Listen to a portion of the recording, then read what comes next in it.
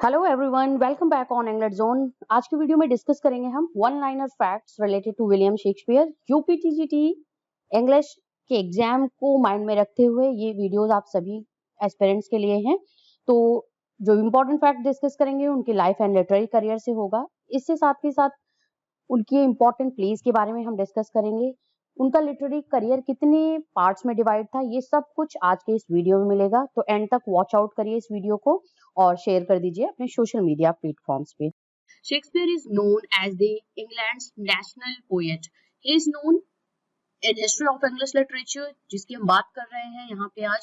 William Shakespeare को national poet England का बोलते हैं and as well as he is known as the bard of Avon.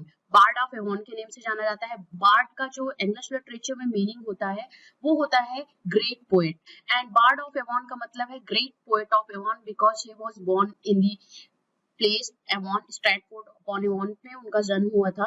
इसी वजह से उन्हें ग्रेट पोएट ऑफ एवॉन बोलते हैं and also he is known as the national poet of the England in history of English literature. तो ये important fact है William Shakespeare से related.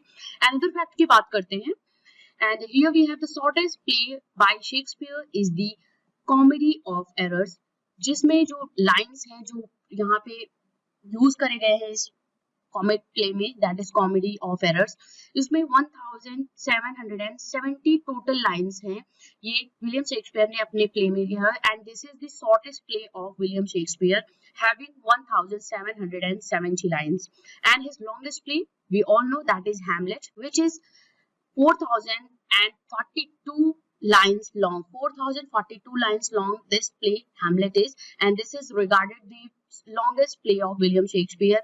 Whatever 37 plays he had written, जिनमें से Hamlet सबसे longest play है और Comedy of Errors सबसे shortest play है. Next one we have, which tragedy is in the following list of Shakespeare was written first.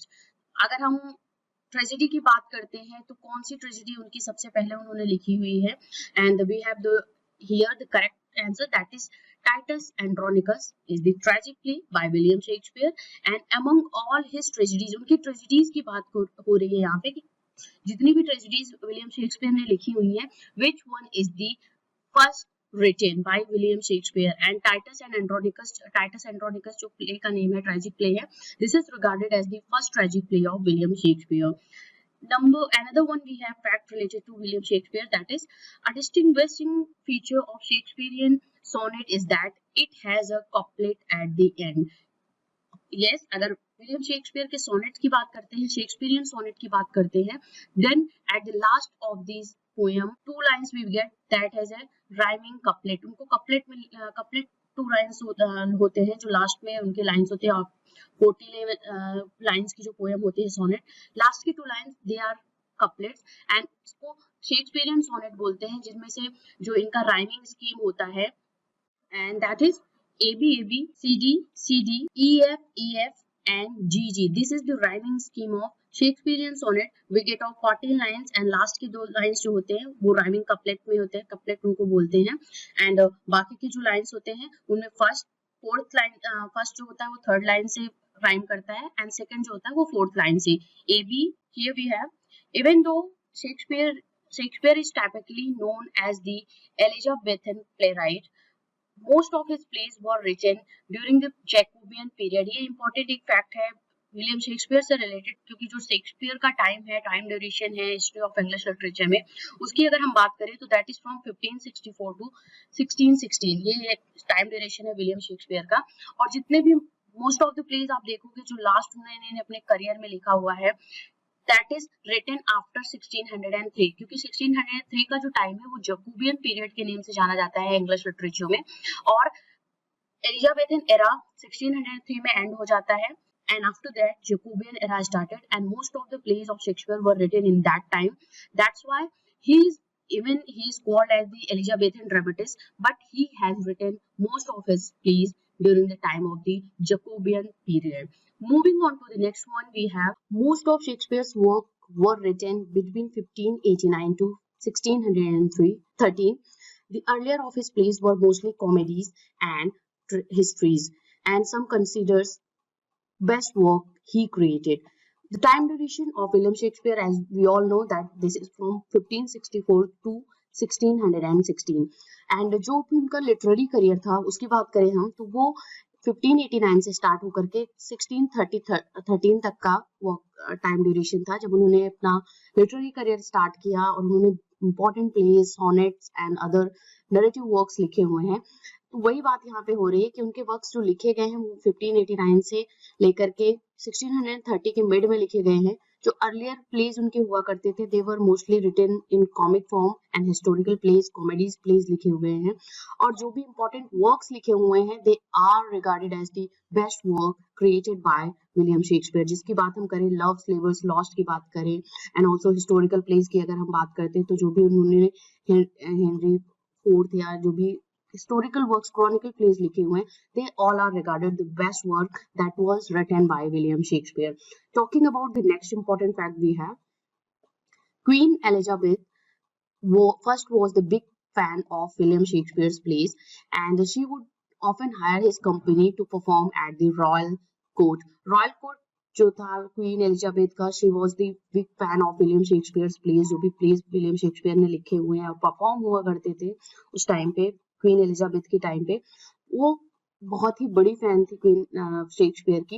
And she would often hire his company, जो उनका company का name था lord Chamberlain and men's, lord Chamberlain men's, that she hired that company for performing at the royal court. Moving on to the next one we have here. Only two of Shakespeare's plays were written entirely in verse, and they were Richard II and King John. Most of his plays features prose for half of the text. जो उनके place की अगर बात करें तो जो उनके Richard second and king John के प्लेस हैं इंपॉर्टेंट, ये इनका क्रॉनिकल प्लेस है, this is entirely written in verse form, in poetic form. Other उन्होंने जो प्लेस लिखे हुए they are half written in prose form and half उसमें भी poetic lines, poetic words form का यूज करा हुआ है विलियम शेक्सपियर ने अपने वर्क्स में। But Richard second and king John is totally entirely written in verse poetic form. And next one we have, Shakespeare never edited his own writings. A fellow playwright, Ben Jonson, said about him, whatsoever he penned, he never blotted out a line. This was a quotation, this was praising about the William Shakespeare's writing skill. किस तरीके से he was the man, he was the greatest writer, greatest sonneteer, जिन्होंने अपने works को कभी भी edit नहीं किया है। और this was written, this was said by Ben Jonson, जो उनके fellow playwright थे, and Ben Jonson was the great admirer of William Shakespeare's works. और उन्होंने लिखा whatsoever he penned, जो कुछ भी शेक्सपियर ने लिखा है, he never blotted out a line in that.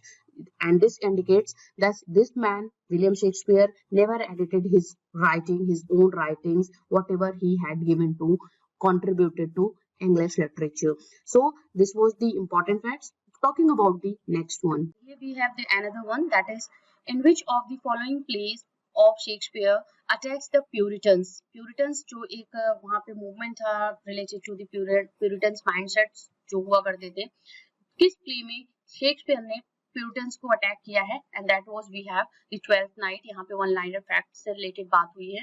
And twelfth night जिसका सब टाइटल है what you will is the sub title of this work, twelfth night, जो कि 1601 से लेकर के 1602 के मिड में लिखी गई प्ले है bye William Shakespeare, and this is a romantic comedy. और फ्रेंड्स, अगर आपको वीडियो पसंद आ रहा हो प्लीज लाइक जरूर करो और शेयर करो अपने फ्रेंड सर्कल में, अपने ग्रुप्स में, जो भी आपका लिटरेरी ग्रुप है, आपने डिफरेंट सोशल मीडिया प्लेटफॉर्म्स पे ज्वाइन कर रखा है, उस पर जरूर ये वीडियो शेयर करिए और लाइक करिए। कोई भी टॉपिक आपके माइंड में हो तो मुझे कमेंट करके जरूर बताइए। चलते हैं नेक्स्ट, मूव ऑन करते हैं अपने टॉपिक की तरफ। एंड हमारा नेक्स्ट फैक्ट है इस वीडियो में related to William Shakespeare, that is the editors of the first folio of William Shakespeare's plays were Hemming and Condell. जो कॉन्डेल थे 1623 में विलियम शेक्सपियर की जितने भी प्लेस थे उसको कंपाइल करके एक जगह पे इन्होंने एडिट कराया, that were known as first folio in history of English literature and it was published in 1623. और जिन्होंने ये पब्लिश कराया था they were the two friends, colleagues of William Shakespeare, that was Hemming and Condell. तो इस place में जिनपे total number of जो प्लेस थे 36 प्लेस थी, 1 प्लेस पेरिक्लेस को छोड़ करके बाकी ऑल अदर प्लेस को यहाँ पे पब्लिश कराया गया था, एडिट कराया गया था by his 2 friends. Next one we have the fact, the total count of his surviving work consists of 39 plays and 154 sonnets, 2 narrative poems and other unclassified works. Yes, total number of जो surviving works की अगर हम बात करें, कहीं कहीं पे 37 plays का description मिलता है, बट कहीं पे 39 plays का भी किंग्समैन जो उनका था वो भी इस पे काउंट होता है. ये जिनके प्लेस है, तो यहाँ पे कंफ्यूज आप मत होइएगा. अगर आपके ऑप्शन में अगर आता है तो 37 होगा, तो वहाँ पे 39 नहीं होगा, तो आप 37 पे ही क्लिक करोगे, उस पे ही राइट टिक करोगे. तो ओवरऑल हम अगर सर्वाइविंग उनके वर्क्स की बात करते हैं तो 39 भी है और 37 भी काउंट होता है. एंड 154 ये सोनेट्स जो सीक्वेंस उन्होंने लिखे हुए हैं, सोनेट लिखे हुए हैं, इंग्लिश लिटरेचर को कंट्रीब्यूट किया हुआ है, that is 154. And also he had written 2 narrative poems, Rape of the Lucrece and Venus and Adonis. These are the 2 narrative poems written by, composed by William Shakespeare and other unclassified works. इनका और एक important fact friends, first folio में सिर्फ उनके pledge ही publish हुए थे, उनका sonnet नहीं पब्लिश हुआ था. एक इम्पोर्टेंट फैक्ट ये भी है, ये भी आप नोट डाउन करते चलो अपने नोट्स में. बात करते हैं नेक्स्ट फैक्ट की. And here we have the twins are featured in Shakespeare's Twelfth Night. Yes, Twelfth Night जो प्ले अभी जिसकी बात की मैंने, और What You Will is the subtitle of this play. Romantic comedy है, 1601 से 1602 के मिड में लिखी गई है. The Twins, इसमें ट्विंस का फीचर है, जो ब्रदर एंड सिस्टर होते हैं, उनका नेम था सेबेस्टियन एंड वोयला. ये बहुत ही इंपॉर्टेंट प्ले, बहुत ही इंटरेस्टिंग प्ले है बाय विलियम शेक्सपियर, जिसमें वोयला डिस्गाइज करती है सेबेस्टियन के कैरेक्टर लेकर के अपने, क्योंकि वहां पे उसको जॉब चाहिए होती है, वो अपने आप को लाइफ सरवाइव करनी होती है, तो उसका अपने भाई को वो डिस्गाइज करती है, अपने भाई के रूप में वो आ जाती है, because they were the twins. और किसी को पता भी नहीं चलता है कि she is actually a lady, Viola is actually a lady, and she is behaving like a boy, she is behaving like her brother Sebastian. Moving on to the next one, and we have the last fact related to this video about William Shakespeare we have. And here is the, when Shakespeare died in 1616, the words crushed be he that moves my bones, ये epithet था, ये lines थी जो उनके grave पे engrave की गई थी, एपिथेट पे इनग्रेव की गई थी, इंस्क्राइब की गई थी, because to prevent grave robbers को प्रिवेंट करने के लिए ये लाइन्स विलियम शेक्सपियर ने खुद ही लिखी थी, खुद ही उन्होंने लिखा था कि yes this line should be on my grave. हमारा जो पहला क्वेश्चन है वो है when did Shakespeare write his plays. ये टाइम ड्यूरेशन की बात हो रही है कि क्या टाइम ड्यूरेशन था जब शेक्सपियर अपने प्लेज को लिखा करते थे. तो हम यहाँ पे ऑप्शंस नहीं डिस्कस करेंगे इस क्वेश्चन में, हम डायरेक्टली आंसर के ऊपर आएंगे, आंसर की बातें करेंगे और साथ ही साथ उसके एक्सप्लेनेशन से रिलेटेड बात करेंगे यहाँ पे. तो आज की वीडियो में आपको कोई यहाँ पे ऑप्शंस नहीं मिलेंगे, एमसीक्यूज टाइप का ये नहीं है, ये one liner question and answer है. तो यहाँ पे आपको डायरेक्टली मैं आंसर बताने वाली हूँ. तो द टाइम ड्यूरेशन, जब शेक्सपियर अपने प्लेस को लिखा करते थे या अपने लिटरेरी करियर की उन्होंने जो टाइम ड्यूरेशन था वो था, answer we have 16 and 17 century. Yes friends, हम सभी जानते हैं that he was the greatest dramatist and sonneteer of the Elizabethan era, but he had also written plays during the time of the Jacobean era. Yes, Jacobean era का time duration 1603 से लेकर के 1625 तक का टाइम ड्यूरेशन था. आपको पता होगा शेक्सपियर ने अपने जो प्लेज लिखे हैं वो 1613 तक, उनका जो टाइम ड्यूरेशन था वो 1613 तक अपने प्लेज लिखे हुए हैं एंड 1616 में उनकी डेथ हो गई थी. तो ये था कि इन्होंने मोस्ट ऑफ द वर्क जो अपने लिटरेरी करियर का था वो एलिजाबेथन एरा में लिखा हुआ है. But during the first phase of the Jacobean era और the 17th century he had written his dramas, and जिसमें उनके लास्ट ड्रामाज जैसे आपका द टेम्पस हो गया, आपका पेरिक्लेस हो गया, ये इस तरीके के ड्रामाज उन्होंने इस टाइम ड्यूरेशन में लिखे हुए हैं. So the time duration of his literary career he belongs to the era century that was 16 and 17 century. Next question की बात करते हैं. Between what time periods did William Shakespeare begin a successful career in London as an actor? Yes, यहाँ पे बात हो रही है as an actor, क्या टाइम ड्यूरेशन था जब उन्होंने विलियम शेक्सपियर ने अपना सक्सेसफुल करियर लंदन में स्टार्ट किया as an actor. As an actor का मतलब ही played the actor roles, he played the characters role in the dramas that were perform during that time. जो भी ड्रामाज परफॉर्म किए जाते थे उस टाइम पे, वो वहाँ पे एज एन एक्टर उसमें काम करते थे, एज ए कैरेक्टर वहाँ पे इन्वॉल्व होते थे उस ड्रामाज में, उस लाइव परफॉर्मेंसेज में. तो वो कौन सा टाइम ड्यूरेशन था, कौन सा पीरियड था जब उन्होंने अपना career as an actor start किया? And directly we talk about the answer, and answer was between 1585 to 1595. This was the time when he started his career in London as an actor. Next question we have here.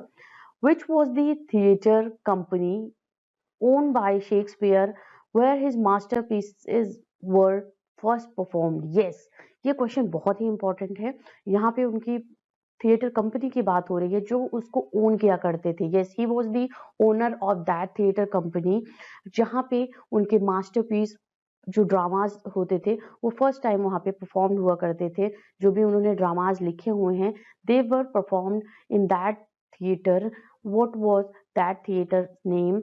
And he was also the owner of that theater, and that is the great theater, and you can say it was had a very important important part in the life of the William Shakespeare.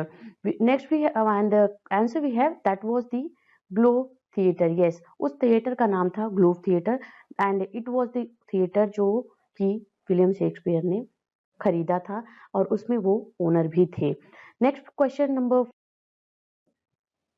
what was the first name of the playing company Kingsman? Yes, playing company था जो Kingsman company के नाम से जाना जाता था. That William Shakespeare partly owned. What was the first name? इसकी बात हो रही है कि what was the first name of that playing company जिसमें विलियम शेक्सपियर ने पार्टली मतलब उनका कुछ हिस्सा उसमें था. He was a partner in that company, in that playing company, मतलब in that theater. यहाँ पे थिएटर ही समझना आप. और उस जिसको किंग्स मेन के नाम से जाना जाता था. But what was the first name of that playing company? उस प्लेइंग कंपनी का पहला नाम क्या था? When he was as an owner, he was partly owned that company. What was the name of that company? We have the answer here, and that is the Lord Chamberlain's Men. Yes, Men, ये company का नाम था जिसमें William Shakespeare partly own भी किया करते थे उस कंपनी को, उस थिएटर को, and it was the first name of that company. बाद में इसका नाम हो गया किंग्समैन. यस, और इसका कैसे नाम पड़ा उसके रिलेटेड हम डिस्कशन कर लेते हैं. किंग्समैन कंपनी जब इस लॉर्ड चैम्बरलेन कंपनी का नाम पड़ा, it was during the time of the Elizabethan era, queen Elizabeth, जब इस कंपनी को लॉर्ड चैम्बरलेन मेन के नाम से जाना जाता था. But after the when King James I ascended on the throne of England, he changed the name of this company क्योंकि ये बहुत ही पॉपुलर प्लेइंग थिएटर था उस टाइम पे, एलिजाबेथन एरा के टाइम पे, जहाँ पे विलियम शेक्सपियर परफॉर्म किया करते थे अपने प्लेस को, और वहाँ पे वो एज एन एक्टर वहाँ पे टेक पार्ट भी लिया करते थे. बट इस कंपनी को, लॉर्ड चैम्बरलेन मेन को, रॉयल पेटेंट मिला during the time of the king James first, जब जैकोबियन एरा स्टार्ट हुआ. उस टाइम पे इस कंपनी को रॉयल पेटेंट मिला, and after that this company's name was changed to Kingsman. Yes, इस कंपनी का नाम चेंज होकर के किंग्समैन पड़ा. But before this it was known as the name of Lord Chamberlain's Man. Next question number 5th of the video we have, in which year the Globe Theatre was burned down? बहुत ही important question है ये, और ये maximum exam में पूछा जाता है कि किस ईयर में ग्लोब थिएटर बर्न डाउन हुआ, मीन्स जल गया था. And the time in 1613. 1613 में ये थिएटर बर्न डाउन हुआ. एंड फ्रेंड, आप कह सकते हो कि because of this also the health of William Shakespeare was declined, and ये भी एक तरीके का उनको शॉक लगा क्योंकि Globe theatre was very close to William Shakespeare. वहाँ पे उनके जो प्लेज हुआ करते थे, जो भी वो प्लेज जिन्होंने जितने भी लिखे हैं वो वहाँ पे फर्स्ट टाइम वहाँ पे परफॉर्म हुआ करते थे। तो ये भी एक इम्पॉर्टेंट पार्ट उनकी लाइफ का था और इस तरीके से ये 1613 में बर्न डाउन हुआ। Number 6 question we have here. What was the phrase appears on Shakespeare's gravestone? Shakespeare की ग्रेवस्टोन पे कौन सा फ्रेज लिखा गया था after when he was buried, जब उनको दफनाया गया वहां पे, तो कौन सा फ्रेज उनके ग्रेवस्टोन पे उनके जो शव जहाँ पे फैलाया जाता है डेड बॉडीज, जहाँ पे क्रिश्चियन क्रिमिनेट की जाती हैं, वहां पे कौन सा फ्रेज उनके डेड बॉडी के ऊपर जो प्लास्टर हुआ करता था तो उस पे कौन सा फ्रेज इनग्रेव किया गया था? We have the here answer, curst be he that moves my bones. और इससे पहले भी इसकी लाइन से, बस this is the last line of this gravestone, the curst be he that moves my bones. And moving on to the next question, question number 7 we have here, Shakespeare's long narrative poem Venus and Adonis plot is based on. Yes, we have the answer from Ovid's Metamorphosis. This was the plot, the part of this plot, the story of Venus and Adonis is taken from this epic poem of Ovid's Metamorphosis, and long narrative poem जो था वो Venus and Adonis था, जो कि William Shakespeare ने लिखा हुआ है। अगले क्वेश्चन की तरफ बढ़ते हैं, and the next question we have, the first folio of William Shakespeare's play appeared in। जो विलियम शेक्सपियर के प्लेस के का फर्स्ट फोलियो था जिसमें उनका कंपाइलेशन था प्लेस का, and that plays of William Shakespeare was divided into comedy, tragedy and chronicle plays और historical plays in this first folio. In वो टाइम क्या था, किस ईयर में ये फर्स्ट फोलियो अपीयर हुआ?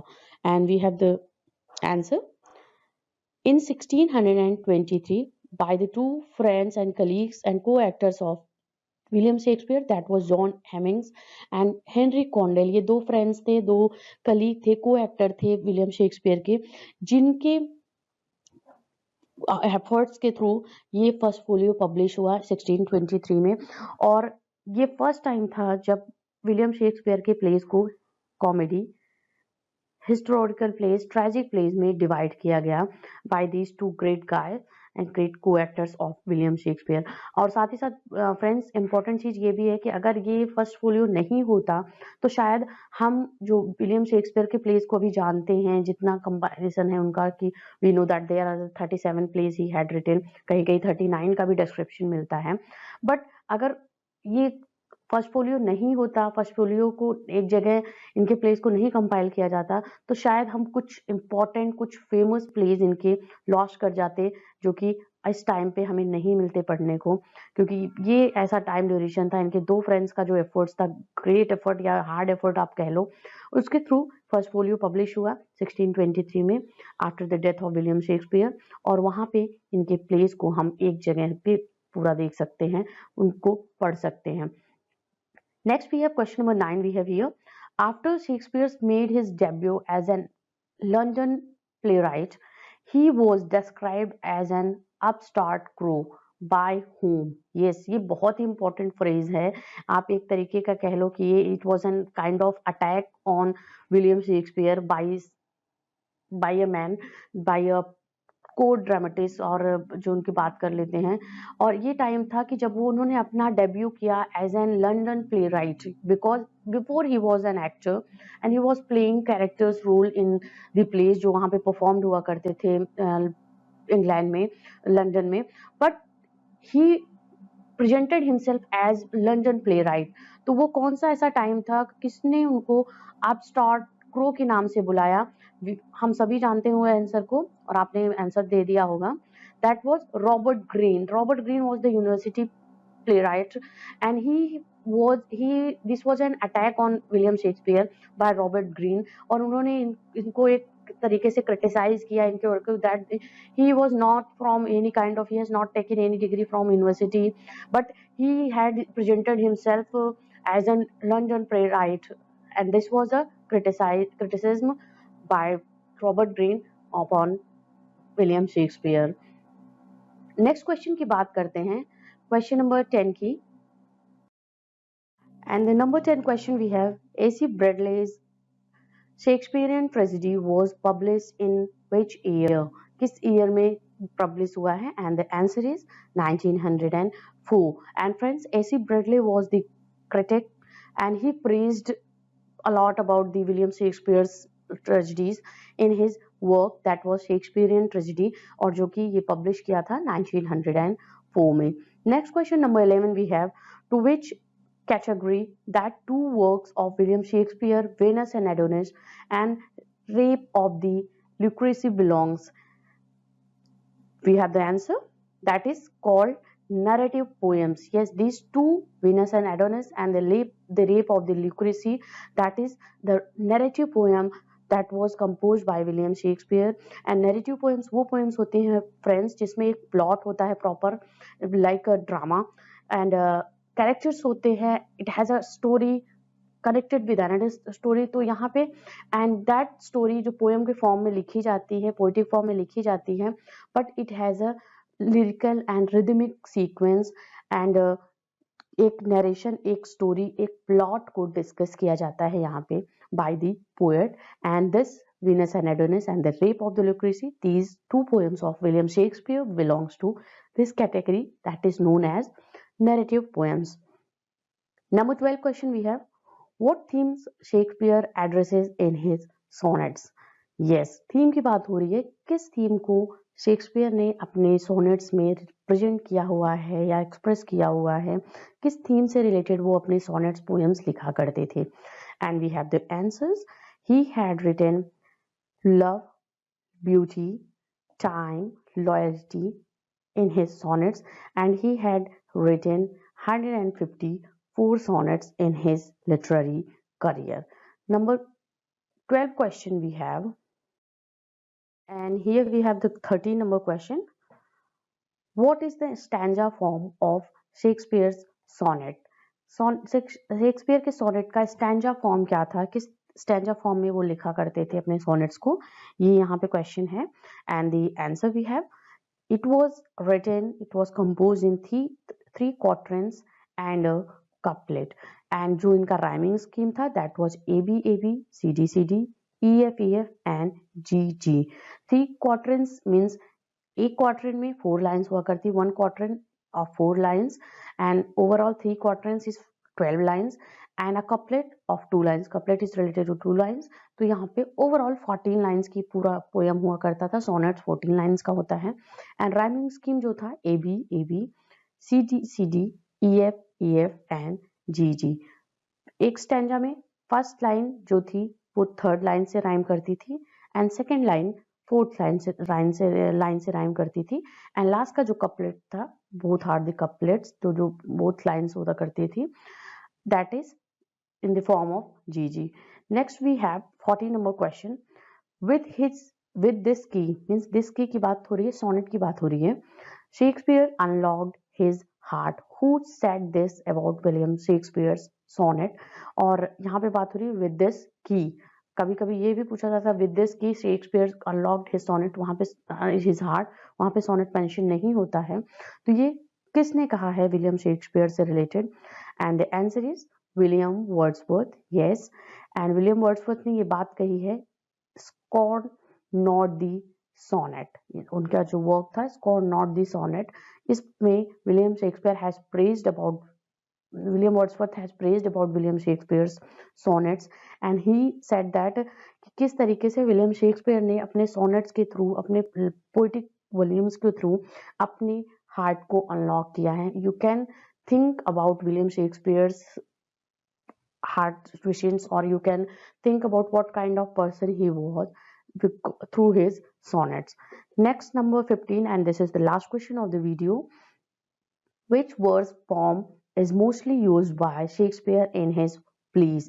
किस फॉर्म को, किस वर्स फॉर्म को, किस तरीके से वो अपने लाइन्स को लिखा करते थे, जो भी उनके प्लेज में, जो भी उनके प्लेज में कोई भी पोइटिक डिस्क्रिप्शन मिलता था, कंपोजिशन, पोइट्री से रिलेटेड चीजें होती थी, तो वो कौन सा वर्ड्स फॉर्म वहाँ पे यूज किया करते थे, that is asked in this question and the answer is blank verse. Yes, blank verse में वो अपने वर्स फॉर्म का, this was the first form that was mostly used by William Shakespeare in his plays. So friends, here we have William Shakespeare's literary works.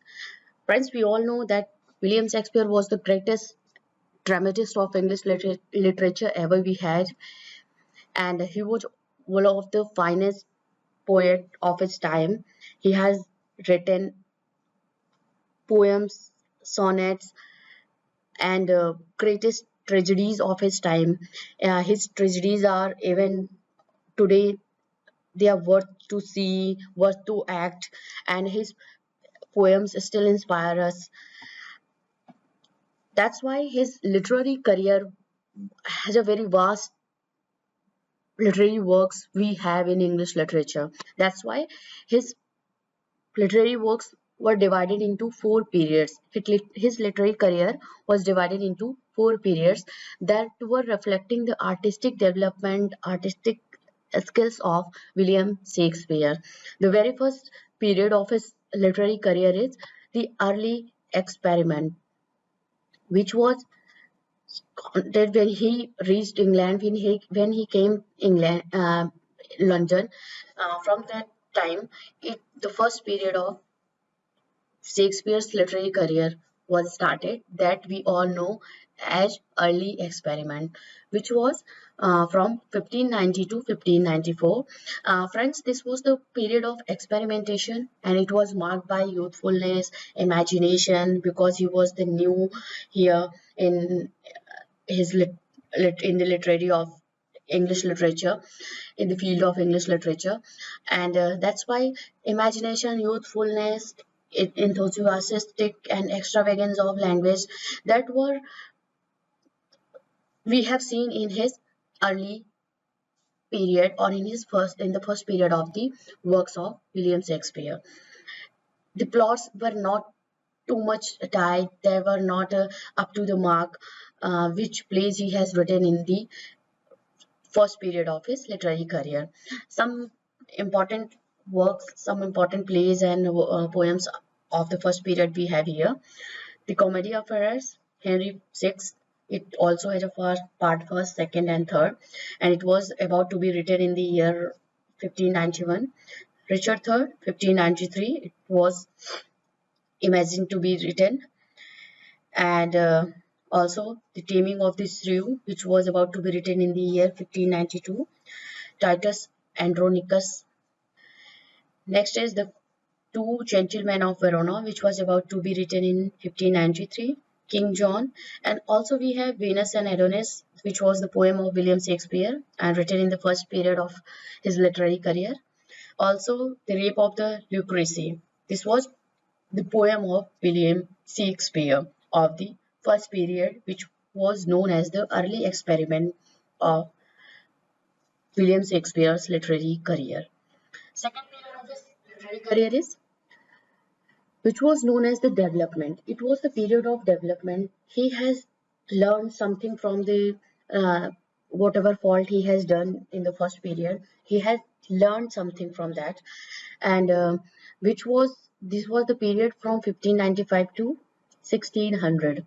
It was the period of rapid growth and development in the artistic skills of the William Shakespeare, and he has shown some kind of carefulness and better plots we have in this period of William Shakespeare. And also the plays which he has written in this period, they were very close to the human nature.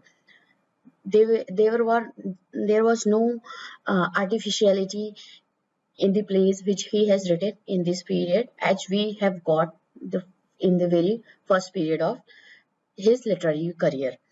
So there was no kind of artificiality. We have kind of some original works, some kind of human nature related plays he has written in this particular second period, which is known as the development. And the important plays we have in this period: A Midsummer Night's Dream, which was about to be written in 1596. Richard II, in 1595 it was written. Love's Labour Lost, Romeo and Juliet, this is the one of the romantic play he has written. The Merchant of Venice, this is also very important play of William Shakespeare, which was about to be written in 1599. Henry IV, part first and second we have. This is kind of historical play, chronicle play we have of William Shakespeare, As You Like It, which it was about to be written in the year 1599.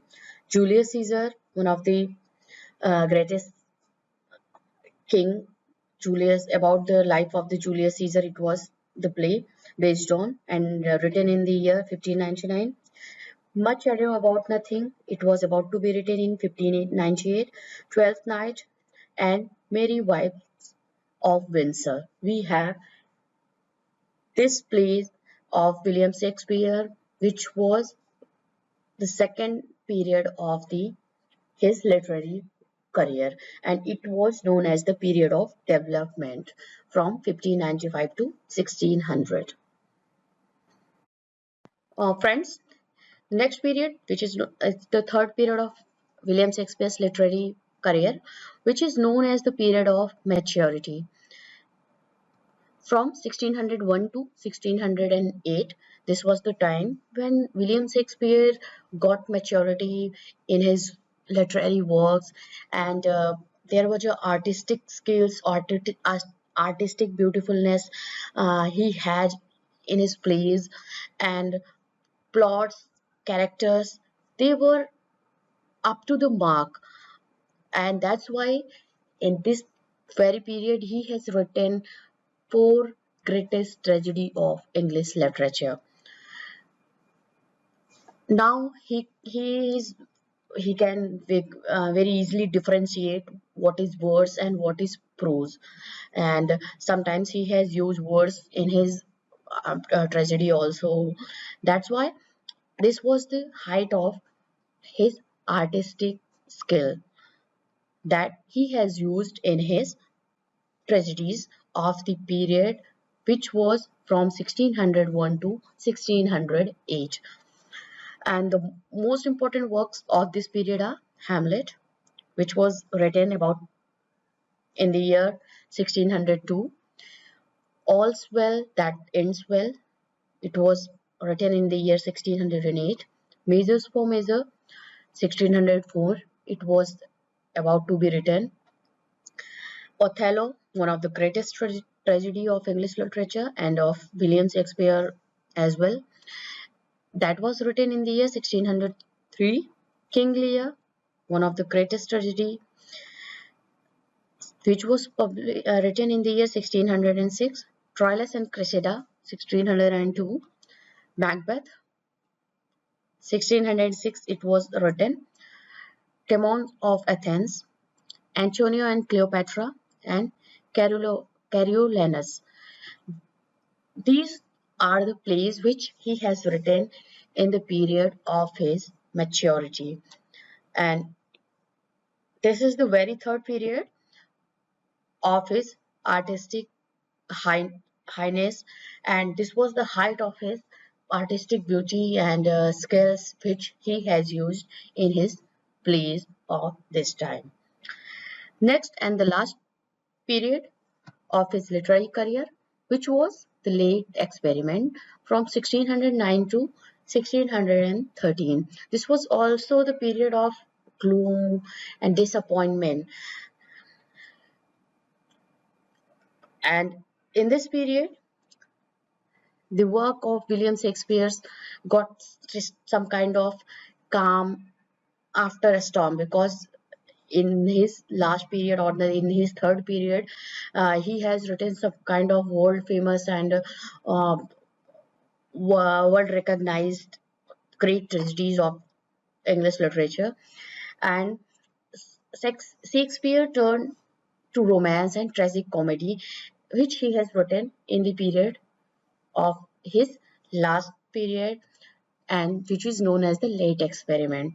Some of the great plays of this time was Cymbeline, The Winter's Tale, The Tempest, which is tragic comedy and about to be written in the year 1611, Paracelsus, Prince of Tyre, and also sonnets, which he has written in the year 1609. तो friends यहाँ पे हम बात करेंगे list plays by William Shakespeare, list of the plays by William Shakespeare, and William Shakespeare's plays is a tragedy, comedy and history plays he had written. ये जो categories थी 3 categories में डिवाइड किया गया था उनके प्लेस को, जो कि फर्स्ट टाइम डिवाइड किया गया था फर्स्ट फोलियो में, that was published in the year 1623.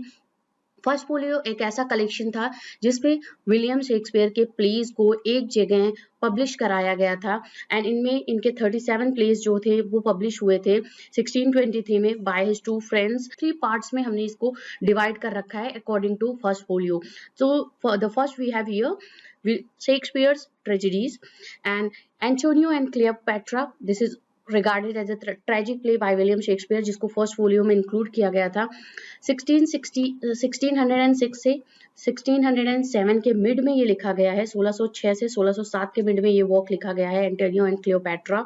कोरियोलैनस is another important tragic play by William Shakespeare, and 1608 में ये वर्क लिखा गया है या परफॉर्म हुआ है. नेक्स्ट इनके बात करते हैं third play which is very important play by William Shakespeare, tragic play है Hamlet.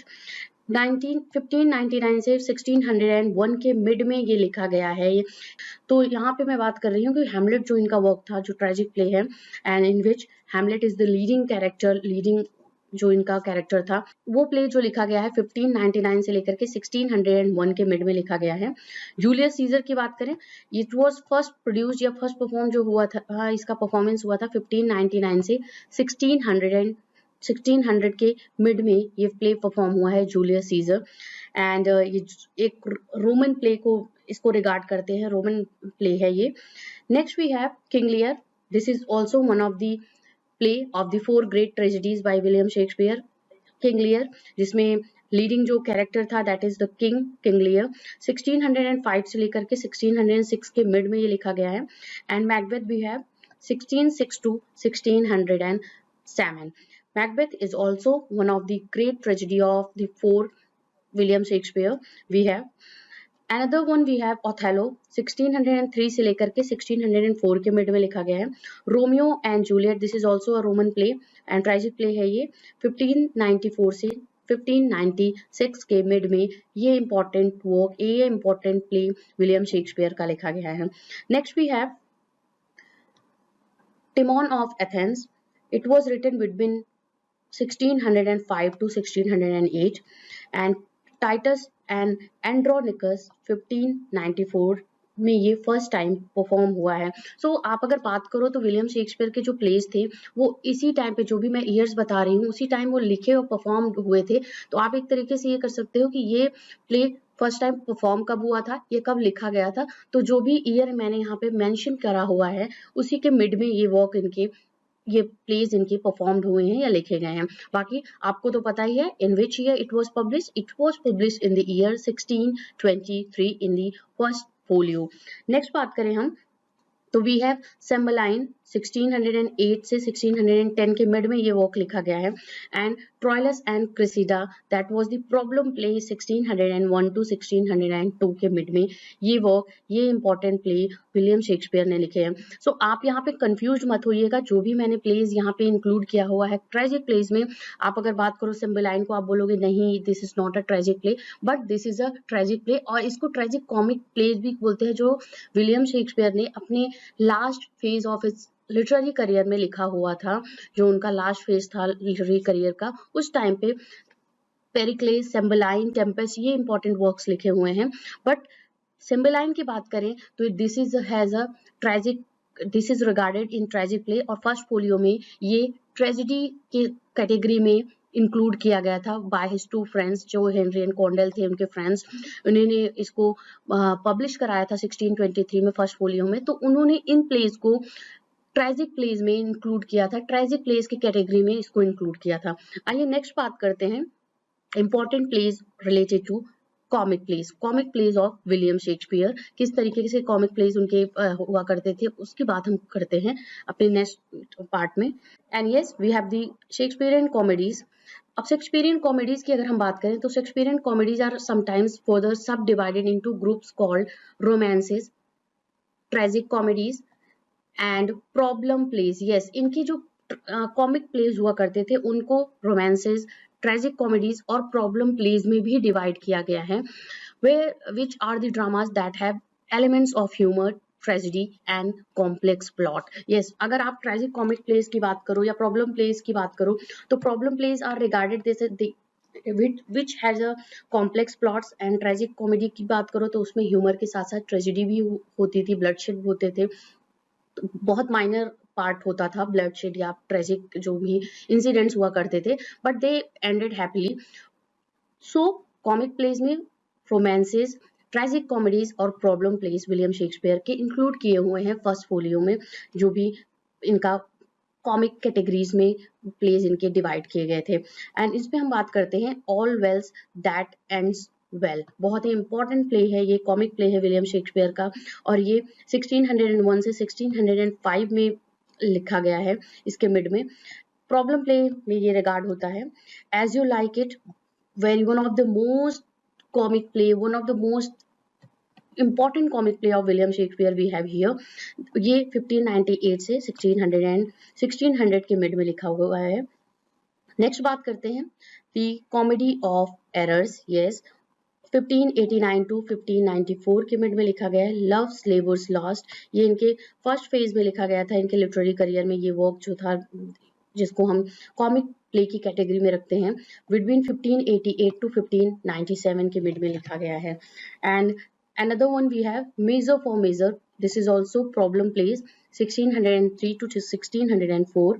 And next one we have The Merry Wives of Windsor between 1597 to 1601.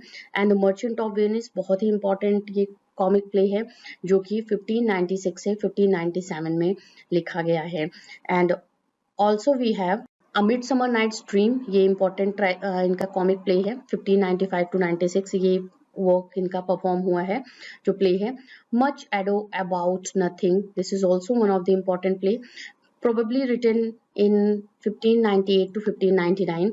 Pericles, Prince of Tyre, ये इनका है लेट रोमांसेस. ये romance की category में divide होता है, इसको डिवाइड किया गया है 1666 से लेकर के 1608 के बीच में लिखा. जैसे मैं बात कर रही थी कि टेम्पेस्ट, पेरिक्लेस एंड सिम्बलाइन, ये इंपॉर्टेंट इनके रोमांसेस, लेट रोमांसेस प्लेज हैं जो कि उन्होंने विलियम शेक्सपियर ने अपने last phase of his literary career में इन इम्पोर्टेंट प्लेज को लिखा था before 1613. And next we have another one that is comes under the category of comic plays, The Taming of Shrew between 1590 to 1594. The Tempest, one of the important comic play, इसको हम tragic comic play भी बोलते हैं या late romances भी बोलते हैं. And it was written in the year 1611. And also we have Twelfth Night, बहुत ही important play है, बहुत ही इंटरेस्टिंग स्टोरी है इस प्ले की, ट्वेल्थ नाइट की. 1602 से 1600 से लेकर के 1602 के मिड में लिखी गई है ट्वेल्थ नाइट. इसका जो सब टाइटल है और व्हाट यू विल, ये सब टाइटल है इस प्ले का. और यहाँ पे जो इम्पोर्टेंट इसका कैरेक्टर्स हैं, बहुत ही वॉयला इम्पोर्टेंट कैरेक्टर है जो कि यहाँ पे एक डिस्गाइज के रूप में भी होती है, अपने ब्रदर की तरह वो बिल्कुल दिखती है. तो ये कुछ इंपॉर्टेंट इनकी जो कॉमिक प्लेज हैं, बहुत ही इंटरेस्टिंग स्टोरी है. हम वन बाय वन इनकी स्टोरीज को भी डिस्कस करेंगे, इनके इम्पोर्टेंट जो फैक्ट्स हैं प्लेज से रिलेटेड. आप प्लीज बने रहिए इस चैनल के साथ में, आपको आगे आने वाले टाइम में बहुत ही इंपॉर्टेंट वीडियोस इवन मिलने वाले हैं. And two gentlemen of Verona, ये इनका इंपॉर्टेंट प्ले है, probably written between 1590 to 1594. And another one we have the two noble kinsmen, ये भी अनदर इंपॉर्टेंट वर्क है, 1612 से 1614 के मिड में लिखा गया है. And the winter's tale, late romances में काउंट होता है ये, 1609 से 1611 के मिड में ये इंपॉर्टेंट वर्क इनका लिखा. We are going to talk about here Shakespeare's historical plays or chronicle plays, and his plays are about real figures. जो भी historical plays विलियम शेक्सपियर ने लिखे हैं, they all belongs to the real kings of the England. And yes, यहाँ पे बात हम करेंगे, the first we have here Henry IV Part 1. This is the chronicle play, historical play that was written in the mid of the 1596 to 97. Second जो important play है Chronicle play, that is Henry fourth. Part second है इसका, 1597 to 98 में ये लिखा गया है. And also we have another one Henry fifth 1599 में ये परफॉर्म हुआ है. हेनरी 6 पार्ट 1 1589 टू 1592 के मिड में ये वर्क इनका लिखा गया है, जो हिस्टोरिकल प्लेज या क्रॉनिकल प्लेज में काउंट होता है. Another one we have Henry 6 part 2 1590 to 1592 and Henry 6th part 3 1590 to 1593. ये important इनके वर्क्स हैं. And also we have Henry 8th first produce या फर्स्ट परफॉर्म जो हुआ है 1613 में हुआ है.